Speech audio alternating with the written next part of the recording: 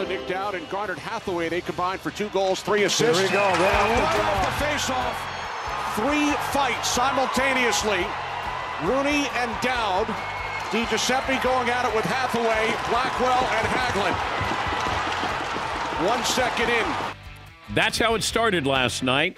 NBCSN, NHL and NBC Inside the Glass analyst Pierre McGuire was on the call for that game last night. He'll be on the call for tonight's Rangers-Bruins matchup, NBCSN. Probably less fireworks in that one. And Pierre, kind enough to join us. Pierre, when did you sense that there was something that was going to happen prior to or quickly after the puck was dropped? Probably earlier in the afternoon, Dan, when I had a chance to talk to Lars Eller of the Washington Capitals. The Washington Capitals clearly brought their A game, not just athletically, but physically as well. And I think they were tired of some of the rhetoric that was going out there about their team. I know the Rangers were very tired about some of the rhetoric that was going on around their team. So I think earlier in the afternoon, I kind of felt there was going to be some shenanigans that was going to happen. Whether it happened at the start of the game or the middle of the period, I didn't know.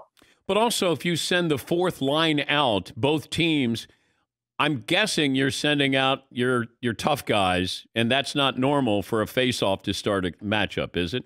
Well, the one thing I'd give Peter Laviolette, the coach of the Washington Capitals, a little leeway on that. He doesn't get last change because he's on the road.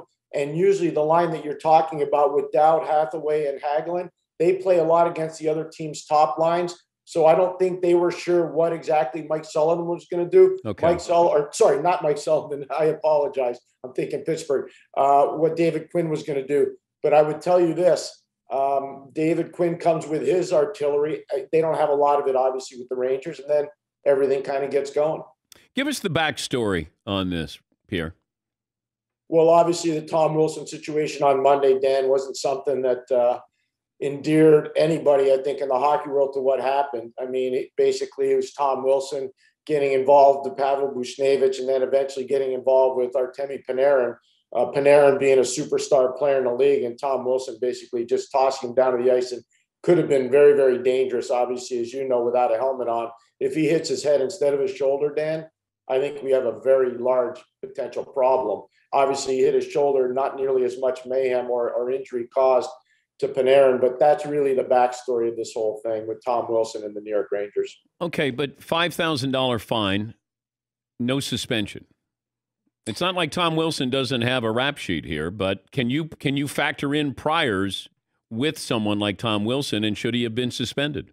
Well, I said last night, it begs the question, why wouldn't you have suspended him for one game? And I think if you had suspended him for that game last night, you wouldn't have had what we had. And I won't use my words, Dan. I'll use the words of Brendan Smith, who got involved and fought Tom Wilson. He said at the end of the game, I have no bad blood with anybody on the Washington Capitals. I do with Tom Wilson.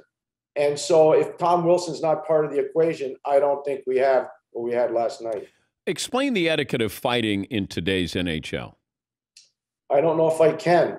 Things have changed a lot because of the salary cap. It used to be you could carry 3 or 4 extra players that would be quote unquote enforcers. I don't think we have the luxury of that anymore. Not that I call it a luxury, but against the salary cap, it's an issue. And now, you need to be a player. You just can't be a one-dimensional asset to a team in terms of policing the game. You've got to be able to play. And if you can't, then you're not valuable. I will say this, Dan, I think it's really important. Tom Wilson's not a one-dimensional player. He's a really good, important power forward for the Washington Capitals. He was a major part of a Stanley Cup winning team. He's not a knuckle dragger. He's a legitimate good player, but sometimes he crosses a line, and he did that the other night in New York. Okay, but how do you get your message across? I go back to when the Oilers had Dave Semenko protecting Gretzky. How do you enforce without it being fighting in today's NHL?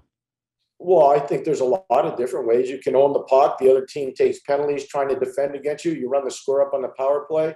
You can play an aggressive forecheck game and target some of their defensemen. You can create matchups that you talked about correctly off the opening faceoff, where you put a depth player on against a star player and you make sure that star player feels some physical pain. You can do all that stuff. But the truth of the matter is, I would like to have a player like Tom Wilson on my team. I wish Rick Tocchet was still playing in the NHL. I had the privilege of coaching Rick. We won a Stanley Cup with Rick in Pittsburgh in 1992, and a big reason why we won, the physicality and the dogged determination of Rick Tocchet. They don't make a lot of players like that anymore. They really don't. $5,000 for a guy who makes, whatever, $5 million. I mean, that doesn't seem like that's really impactful.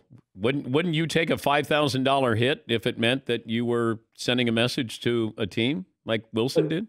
Yeah, but I don't know what message he was sending in that situation. I know everybody said, it was a scrum around the net. Yeah. It was a harmless scrum in a power play situation. He was out there actually killing a penalty. He knew the Rangers didn't have any artillery on the ice. So I don't know what message he's trying to present. It's already a Washington Capitals team that's down a lot of people because of injury and COVID-related instances, a team that's a legitimate contender to win the Cup. So I don't know what message he was sending to the Rangers. That being said, I think he got himself into trouble. Now he's really under scrutiny all the time.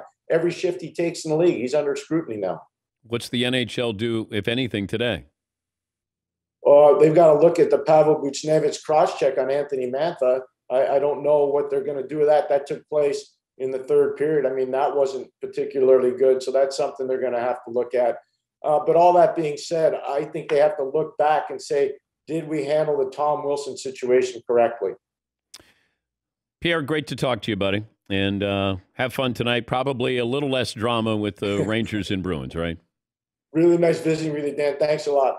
That's Pierre McGuire. NBC Sports continues its coverage of the NHL's push for the playoffs this week. NBC, NBCSN. Pair of matchups, Rangers, Bruins tonight at 7 Eastern, and then Saturday afternoon at 3 Eastern on NBC.